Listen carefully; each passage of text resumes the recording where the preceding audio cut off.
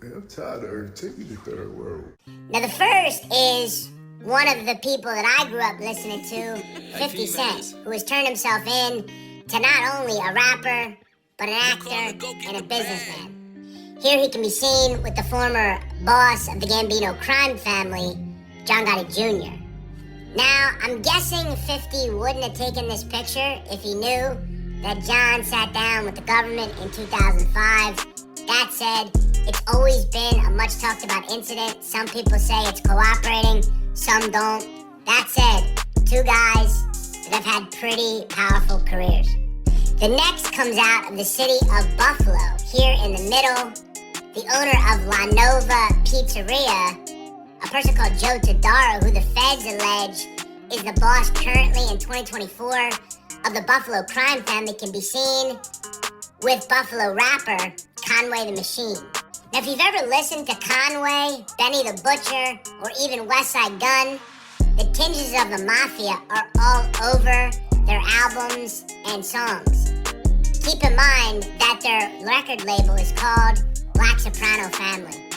Now, Benny the Butcher and also Conway have mentioned Joe Todaro in their music. They finally were able to meet him. At least Conway was. Now, one of the most well-known mobsters that is regularly seen with celebrities is Joey Molino, who is currently, according to the feds, the alleged boss of the Philadelphia crime family. Here, with his wife, Deb, on the right, he can be seen with Philly rapper Meek Mill. Now, one interesting note about Joey Molino, he actually has been very connected in actually making certain rap groups and artists a thing in Philadelphia.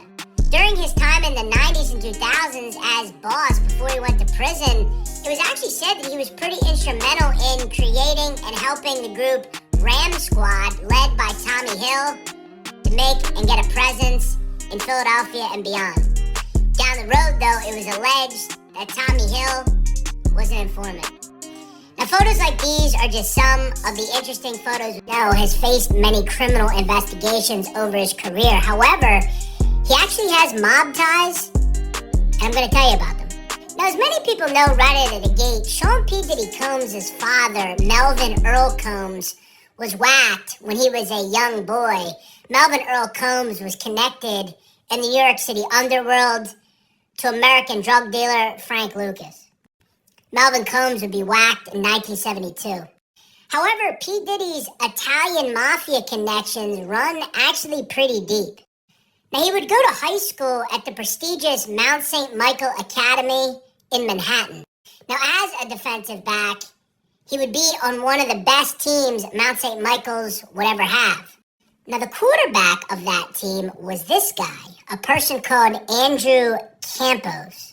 Now, Diddy and Campos would remain friends since high school, and there are many connections in which the two would actually meet up on occasion. Now, according to the FBI and various law enforcement agencies, Andrew Campos is a made member of the Gambino crime family. Now, Andrew Campos would follow his father, Sonny Campos, into the life. Now, there have been questions over the years as to whether the Camposes are actually Italian due to the fact that they have a Spanish last name. According to the Gambino family, though, all the checks were made and they were given membership.